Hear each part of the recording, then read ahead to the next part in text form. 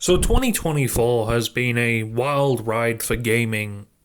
Yeah, it's been a pretty crazy ride from people getting laid off to games failing and not being talking about games being woke. Now, it's no surprise AAA gaming has had a shit rodeo for the past 2 or 3 years now, maybe a bit longer.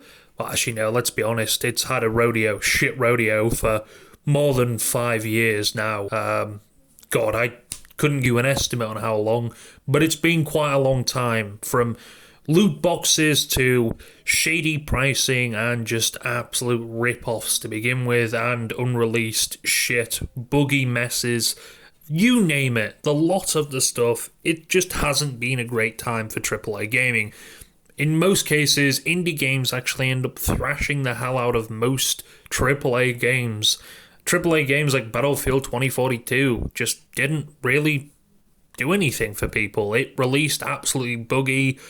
Yes, while it is picking up now, that's only because there was a sale on and various other stuff, and people might play it, just dabble in a few hours, but it's really never going to recover from its full potential that it had. And unfortunately, we will. Hopefully, the next Battlefield will be good. Now, AAA gaming, again, like I said, it's high money, it's high stakes. Developers put high amounts of cash. AAA games have that reach. They have constant reach. They can advertise to more people. Indie games don't really have that pleasure of doing that.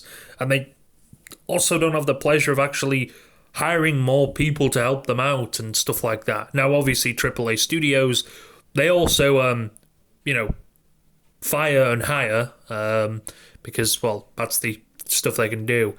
But Steam loves their ratings, and, well, apparently only 15% of all Steam users' time was spent in games that were released in 2024. This is from the PC Gamer. Now, that's not really shocking at all, to be honest with you. I know, again, like I said, 2024 has been a pretty big shit show. Nonetheless, a lot of games are very much unoptimized. Unreal Engine 5 is absolutely fucking up systems. I know people have been running... Stalker 2 came out, I think, about a few weeks ago now. People on high-end builds like a 4090 and stuff like that having major problems, tanking frame rates and stuff like that. And even having to have DLSS on is crazy. I mean, again, 4090, it's still one of the most powerful graphics cards. I know we've got the 50 series coming, or the 5000 series, sorry. Come on, 50 series, whatever you want to call it, coming around the corner only in, about a month or so now. It's still not surprising at all that we still have to put up with buggy shit. I can't remember, but I do remember... Well, can't remember much. But I think Unreal Engine was supposed to not really tank frame rate. I thought that's what they said. It'll be able to run on, lower machines and stuff like that. Obviously, a machine from, 10 years ago is not going to be able to pump out 4K graphics and stuff like that. Of course not. But machines that are at least a year or two old should put up a significant chunk of fight against the game. It's a bit shocking, but not... It is a bit shocking, but it's also not shocking. It's one of them ones, it's in between. So this is from the PC Gamer. The Steam end of the year reviews always throws up some interesting numbers, and with 2024 stats now out, it prompts some interesting reflections on how we game, both individually and as a mess. On a personal level, it turns out I've played about 50% fewer games on Steam than last year. I blame Game Pass emulation and my overpriced, utterly captivating Nintendo 3DS. While turn-based stealth and detective games made up a big part of my 2024 jam, but the real interesting stuff is on the macro sales, and it shows up Steam users spent 15% of their total time playing games that launched in 2024. 47% of the total time playing on Steam was spent on games released the last 2 to 7 years, while it's a sizable 37% of time was spent in games that have been out for 8 years or more. I'll tell you why that might be the case. Again, looking at Steam sales, there are so many good older games that you can get for so cheap, especially when a Steam sale. There's two major Steam sales. There's a few, but there's the summer sale and then there's There's a winter sale. These are huge fucking Steam sales, and people rush to grab and pick up, multiple games for cheap. I mean, some games are incredibly cheap. They're that cheap that if you miss them, you feel bad for missing them. You feel like you're like, oh no, why did I miss them? That's kind of what I felt when missing some Steam. And I've picked up a bunch of Steam games on the winter sale. I've not really played any. I've played 2024 releases like Call of Duty and stuff like that, but I played them mainly on console. I don't want to really come to terms of installing a 300 gigabyte Call of Duty HQ just to it murdering half of my site. Maybe that's part of the reason as well. Older games generally tend to be a lot smaller in size than newer games. Games are, again, getting bigger and bigger and bigger and bigger, and getting more taxing on things. And again, storage isn't really cheap. Not incredibly cheap anyway. A terabyte SSD, NVMe SSD, is about $60. And, the price shoots up significantly the more you spend on an SSD. So what do we make of this? Are people not buying new games anymore? No, that's probably not the case. In fact, that 15% is a significant increase over the 9% of the playtime spent in 2023 on new games released that year, although it's down on the 17% of times folks spent in new games in 2022. So 2024 has been a bit of a bounce back from last year, possibly driven by the popularity of new games like Helldivers 2, Delta Force, and the free-to-play Super Sensitive Is That a Banana? On the single-player front, action-packed Black Myth Wukong has led the charge with some eye-watering concurrent numbers. Again, I think a lot of people, it's the price as well. A lot of these AAA games these days, and I don't know I'm not going to just blame AAA games, but a lot of them are pretty big. I don't know the percentage of people who have high-end systems. I think the most popular graphics card from the Steam hardware survey is a 3060. That's a decent graphics card, but it's nowhere near able to push out anything, well, maybe over 1440p. Might be able to push 1440p at a significant hit on the frame rate, but you're not really going to push anything, I'd say, past 1080p in real hindsight. But that's not a bad thing.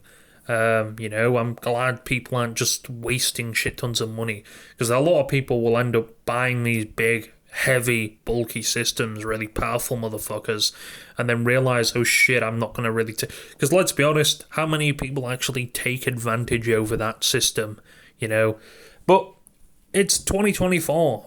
I don't know, maybe people just like, a lot of people probably wait for Steam sales as well. Like I said, it's a good thing to wait for Steam sales. You can get yourself a pretty good deal. I've seen some deals on there. I'm like, what the fuck? And immediately buy that shit, quick as nothing, So it's not a surprise at all that we're still seeing this sort of stuff, but the fact that it said that it was a 17%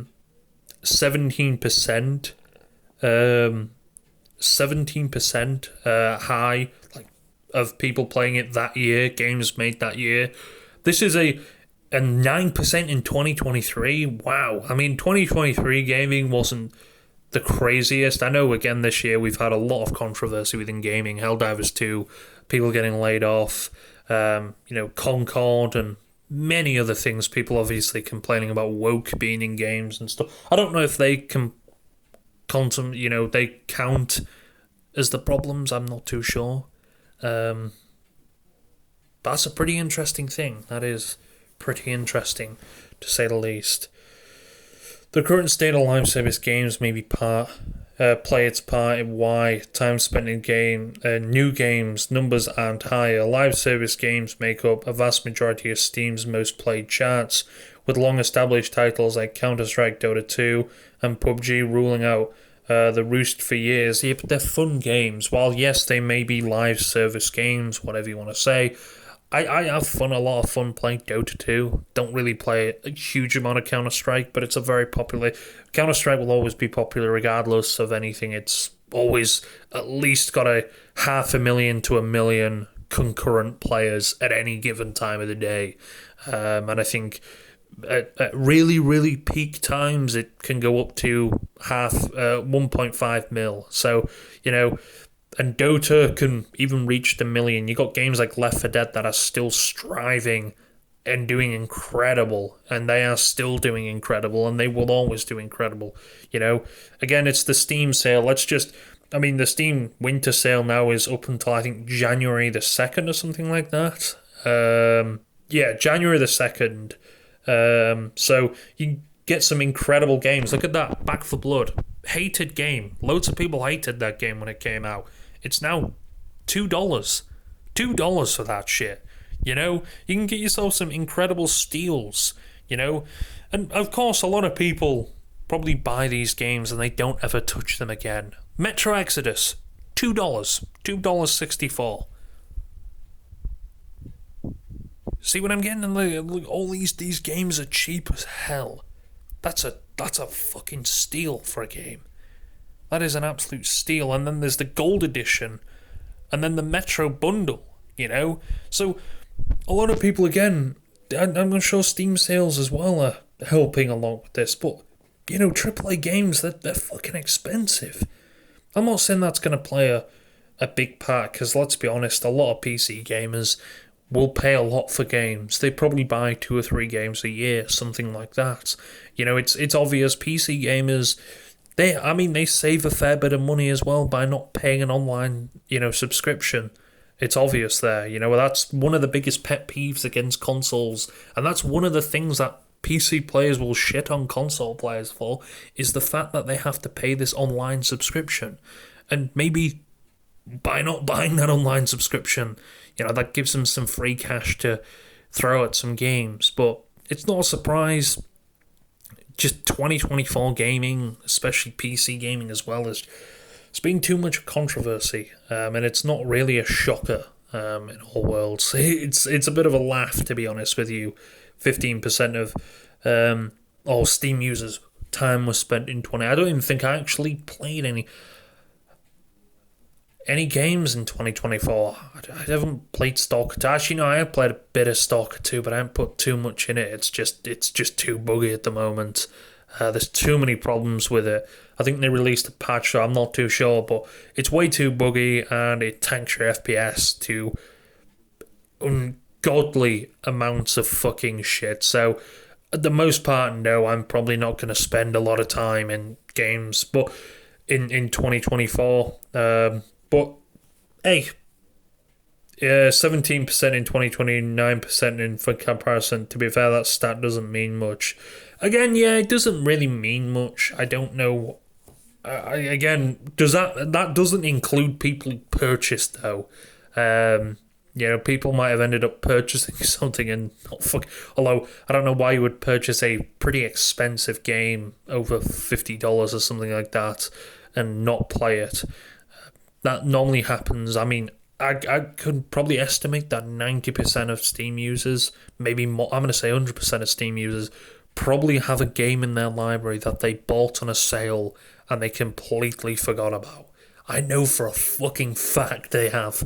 They counter through the games that they have 0 hours in, and it's probably good 20% of their library.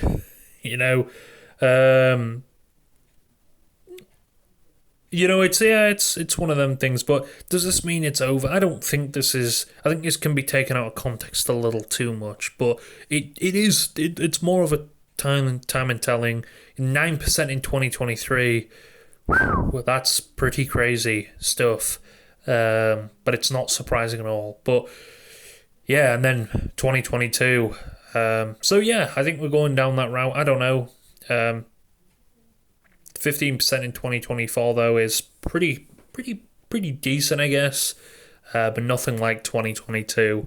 But many factors could be to do with this: prices, bugs, glitches, newer games not having stuff, or people just not having the money or wanting to spend money on these, or put even any time into these at all. So there could be many reasons. Yeah, that's it. Steam is not for playing games, it's for buying them at convenient prices during sales and forgetting about them. Yes, that is I'd say about, I don't know, maybe 20 or so percent of my Steam library is probably not played at all. And I don't think I'll ever play them. I just buy them because they're cheap and then throw them in my library. And then maybe one day realize, oh shit, I didn't play this game, and I bought it. But yeah, this is time played though. But although, let's be honest, why would you buy a game and not play it? I don't know, especially that much money. Anyway, $50-$60 is a lot of money not to play something. So I don't know, but it is what it is. It's higher than I expected it to be because it's 2020, like I said, 2024 has had some controversy, but yeah, gamers are still enjoying them 2024 releases, although how many of them are free to play, I don't know. But that's some pretty reassuring stuff, I guess.